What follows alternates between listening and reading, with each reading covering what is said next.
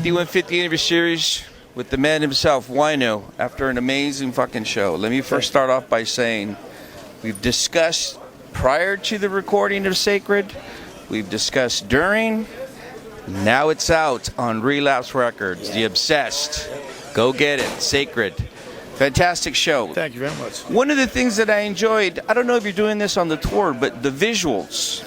That was actually here in L.A. We can't really afford to bring our projector guy with us, Tim Hicks, but we would like to.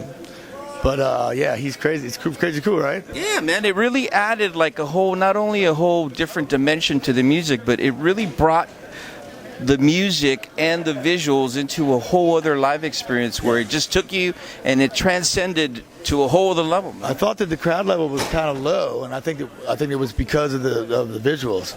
So we're gonna fine tune it. That's what we want to do. Like the goal is to have him come with us and to be able to do that. I mean, all that stuff that he had is stuff that I've been funneling him. I sent him like 80 images. You think about that dog, the Prince of Canaria, right? The Son Jackal, right? And then some stuff that we've done before. Me and him actually have an electronica band, believe it or not. Oh. And so, yeah, that's cool. I'm glad he liked it. Yeah, man, I really did. How have you enjoyed playing Sacred songs live and watching the audience digest it? It's a lot of fun, man. And you can tell that Relapse is doing their job because people know the lyrics. You know, the kids singing along. And, yeah, it's great, man. I'm pretty happy with everything that's going with the label.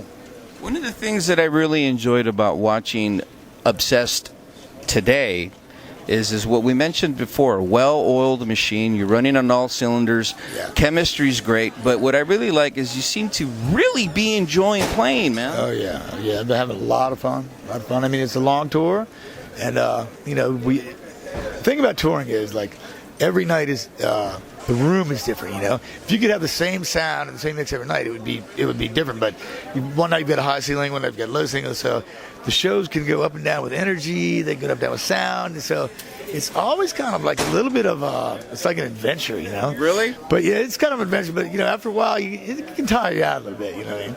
But it's what we do, and you pack all that rehearsal that you do and all the time that you spend working into like 45 minutes or an hour. Yeah. But I mean, we felt that the thing to do was to combine forces with Weed Eater because if not, we would have been competing with them. And we should have just done it in the first place. We should have just done this whole tour package in the first place. But you know, it was a lot of fun. So the 5 shows we did were great, and we got a chance to do 10 with the visuals tonight. So one of the things that I was absorbing tonight was the fact that I noticed, aside from the usual Obsessed crowd, newer faces. I hope so. So they've been hearing about the legacy, they've been hearing about the history, now they're coming out checking it out. Right, and the label is doing their job, like just pushing it down people's throats. So, I mean, and I think that's good. I think that's really good. It's great. It's great. You know what's great is the fact that you're playing at your all-time best right now. I think so too, and I like the fact that the young people, you know, they're coming up to me and saying, "Hey, I never thought I'd see this in my lifetime, and I'm really happy." I mean, it's happy. It's good for me, man. It makes me feel good. That's what we mentioned the last time we spoke. The music, the Obsessed new tunes really have the foundation of the older ingredients, but it's new 2017 music. What I really enjoy is it transcends well, not only from the studio, but live, which is what you really are, Good. A live musician. I mean, and that's great that it does that because the live animal is definitely a lot different than the studio animal, for sure. But that's cool, man. That's what we strive to do. I mean, hopefully, what we're trying to do is like give everybody play enough songs off the new record and play enough old songs to keep everybody happy. And you know, we cut our set a little bit. Like when we're headlining, we play an hour and 15 minutes.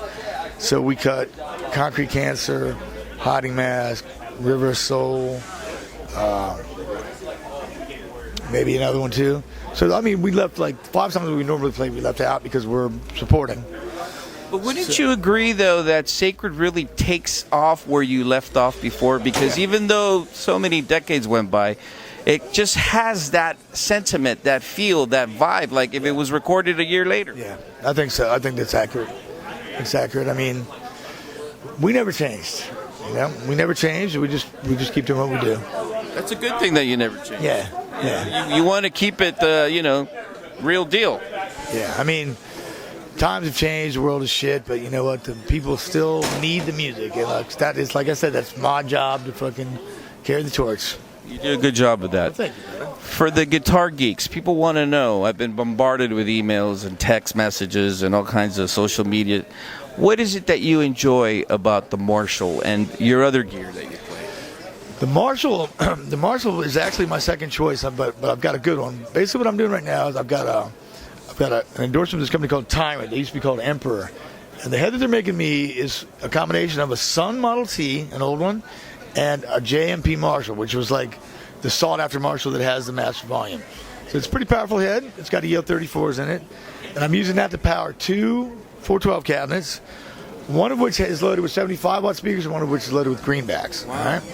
And then I had the luck to be able to work out a deal to get this weird orange cabinet I'm using tonight, which is like an 810 thin orange guitar cabinet, like 1974, the company Orange English. And they've done a dramatic comeback the last couple of years. Right. Everybody's using them. This is like an original one, and I'm using like a 78 Marshall JMP that I borrowed to push that. So basically, connected them with like a really nice, like gold-plated internal switcher box, a Lely, which is a German-made switcher box. Combine the two heads like that, and then so I just have the two sounds. If I was to ask you specifically, would you say you're a lyricist, songwriter, or a guitar player? Let me elaborate. When I see you play your guitar, it reminds me of the same soulful, loving connection like Willie Nelson with his trigger. What would you consider Willie Nelson?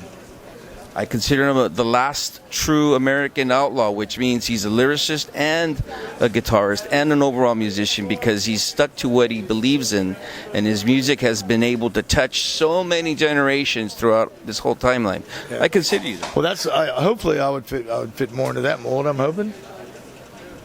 I think you combine both elements very well. Right on. Well, thank you. I mean, I like the. I like anything that's anti. I like. This is your decade, then. Right. Yeah. For sure. Especially with. I think the timing is right, man. The timing is right. I mean, these are hard times, man. But people still need to be uplifted. People still seem to have money for music, so we'll keep doing it. Let's hope that still continues because the Obsessed is on tour still. How many more dates do you have on this tour? Like 20. Nice. Yeah. I mean, we're halfway through a 6.5-week tour. So, luckily, we're all getting along real good on the bus. That's good, yeah. that tends to help, right? Yeah, for sure. I mean, can you imagine? We're in each other's pockets every day. We've got a little system down now. I mean, we drive out of the city, and then we drive to someplace we can park. Our vehicle's like 60 feet long, which is usually like a Walmart parking lot or a truck stop, and we hang there until we can get into the club the next day. Wow, the joys of the road. Right. Sacred, The Obsessed is out now on Relapse Records. The Obsessed is touring right now throughout the United States. Go to their social media site and website. Check out the dates. The real deal. We just did the making of the video too, which I think is pretty cool. It came out great. Yeah. Man. What do you think about the video? I love it, man. I love the whole artistic and the whole expansion, creating, combining with the music. That dude that they hired, like to swing the sword wielding guy, that guy actually has a doctorate in warfare. Is that right? That's like what he's going to school for. Yeah. And like when they told me that, I was like, what? And then Rachel is a good friend of mine who's a performance artist too. I think she's great. She was perfect for it, right? Wow. And so we did the making of, which is also pretty fun to watch. Good, man. I can't wait to see that. The perfect combination of energy, creative energy. Yep. Yeah. The Obsessed, out now. Don't forget, Sacred, Relapse Records, on tour. Check it out. Wino, always a pleasure. Thank you, brother. Thank you for taking the time. No problem. We're out.